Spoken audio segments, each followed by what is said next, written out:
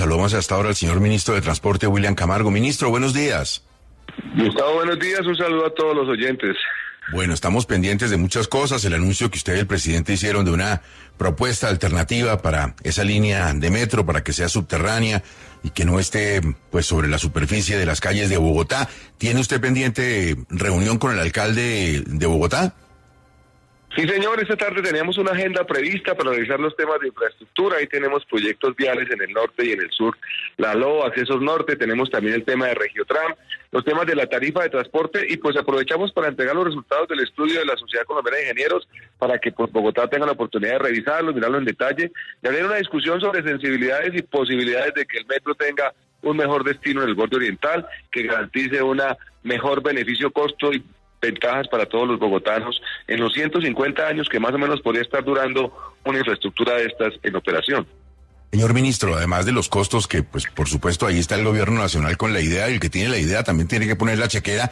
Quedamos como un poco perdidos en los tiempos, en las demoras, si el alcalde aceptara tomar el camino que ustedes proponen. ¿Se sabe cuándo quedaría terminada esa línea?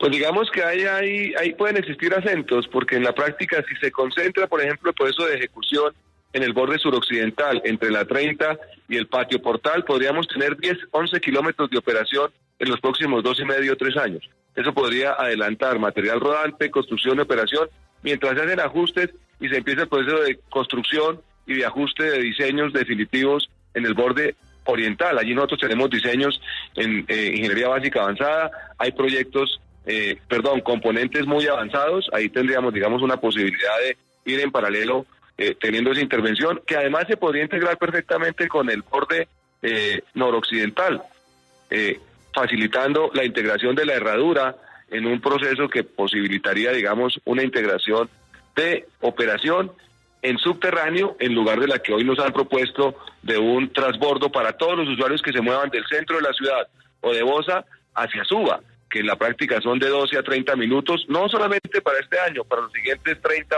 o 150 años de operación del tren. Es una discusión que no es menor, que creemos nosotros tenemos evidencia contundente para avalarla, y en la que estamos en disposición de acompañar al gobierno nacional con recursos y en la conversación con los concesionarios que expresaron su anuencia desde el año pasado a explorar ajustes que permitan estas posibilidades. Ministro, uno entiende que este es un punto de honor para el presidente Petro y que pues ustedes son, digamos, pues funcionarios del gobierno. Pero es que en las urnas ganó el señor Galán, que prometió continuar lo que ya había. ¿Por qué estamos repitiendo una discusión que está superada? Es que había un candidato de ustedes que proponía esto y fue derrotado de manera estruendosa. ¿No será que será mejor dejar este asunto tal y como está y pasar a lo siguiente? Otra cosa es que llevamos en esto décadas. Yo creo que una discusión de 4 años no se puede poner como solución a un problema de 150 años. Las inversiones tipo metro son soluciones para las ciudades a 150 y 200 años.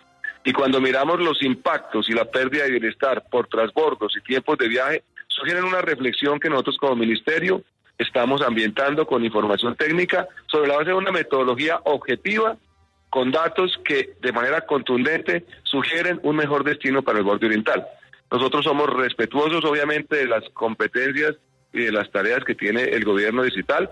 Cofinanciamos el 70% y tenemos frente a eso una responsabilidad frente al país y frente a Bogotá para tratar de mejorar lo que desafortunadamente una decisión del pasado echó por la borda. Un proyecto que le significaba en solos ahorros en tiempos de viaje 11 billones de pesos a los colombianos y a los bogotanos que usaron el metro, y que desafortunadamente el gobierno posterior al del presidente siendo alcalde de la Bogotá Humana dejó en un punto de avance importante, pero que desafortunadamente desatendieron.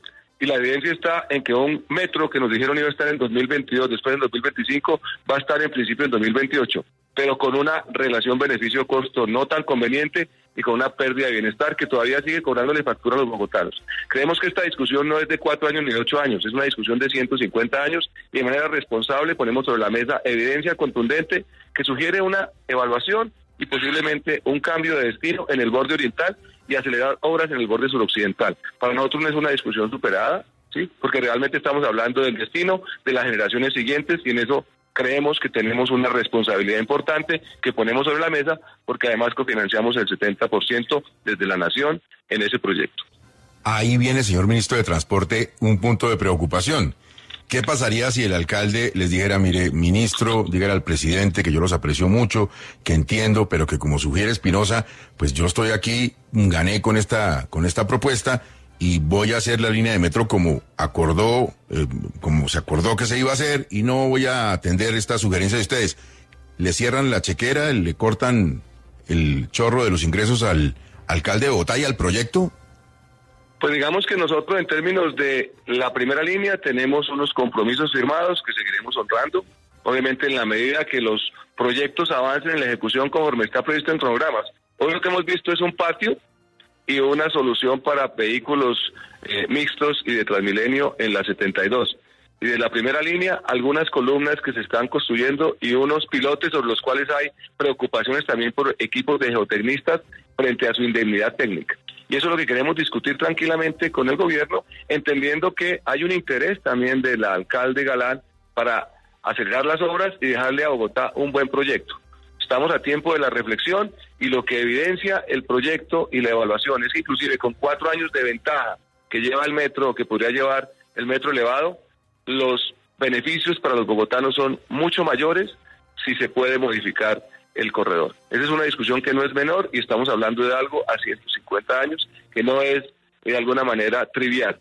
Son las siguientes generaciones haciendo transbordo todos los días, entre 12 y 35 minutos para conectarse hacia el noroccidente en la estación de la 72. Eso creo que merece una reflexión, porque todos tarde o temprano tendríamos que hacer ese transbordo si queremos llegar a Suba, y adicionalmente porque el proceso constructivo, que aún no tiene estudio de tránsito en cuanto a su impacto, va a generar un estrés importante en el borde oriental, justamente porque vamos a tener en construcción la primera línea elevada y la operación de Transmilenio en el primer nivel. Eso en la práctica todavía no ha sido evaluado completamente en el proceso constructivo definitivo por parte de Bogotá, y tiene además unas implicaciones de eliminación de carriles mixtos, con una afectación importante en la conectividad de todo el frente de la Caracas entre la primera y la 72. Esa discusión todavía no la hemos visto, porque literalmente lo que hace es eliminar los carriles de tráfico mixto, dejar un solo carril, y es una cola interminable que en términos de tiempos de viaje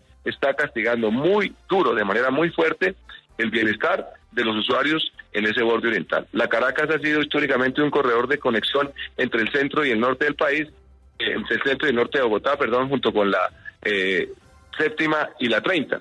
Al momento que desaparecen carriles de allí, todo el resto de tráfico se va a ver afectado, y eso en la práctica no ha sido medido de manera juiciosa, porque los diseños definitivos aún no están completamente aprobados. Bueno, vamos a quedar pendientes de esa reunión esta tarde. Ministro, ¿qué pasó con lo de la CPM y los transportadores que están un poquito rebotados? No, esa es una conversación que venimos construyendo con ellos hace 8 o 9 sesiones, pero desafortunadamente hace una semana unas manifestaciones, y alguno de los gremios salió a arengar a los demás transportadores para que se unieran al paro.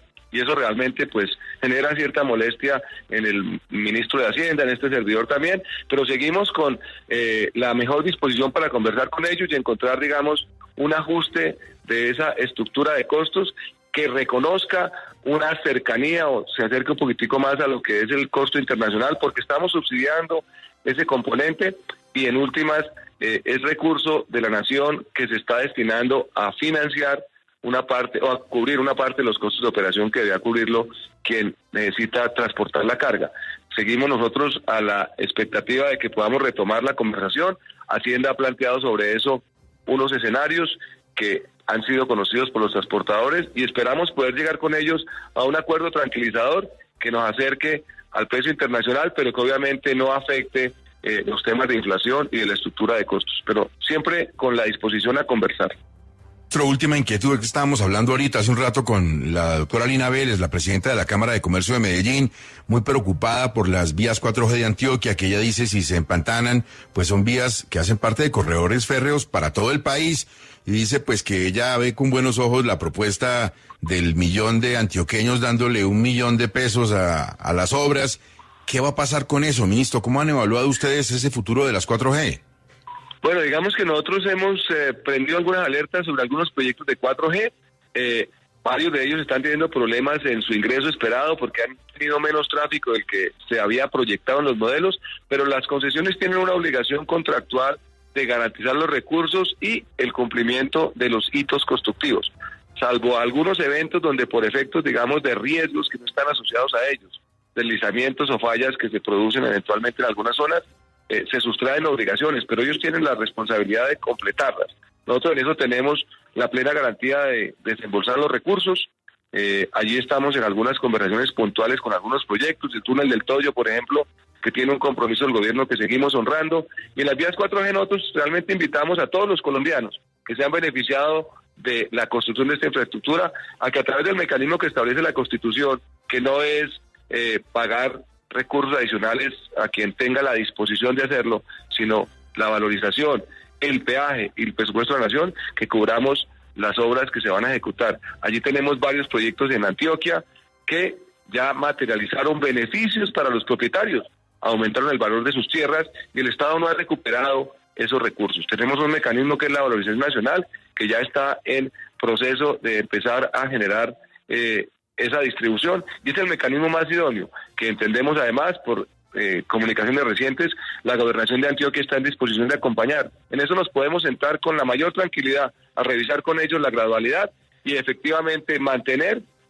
la infraestructura, seguir construyendo y que parte de lo que nosotros recaudemos en estas zonas también pueda ir a otras zonas del país que no han tenido esa misma generosidad.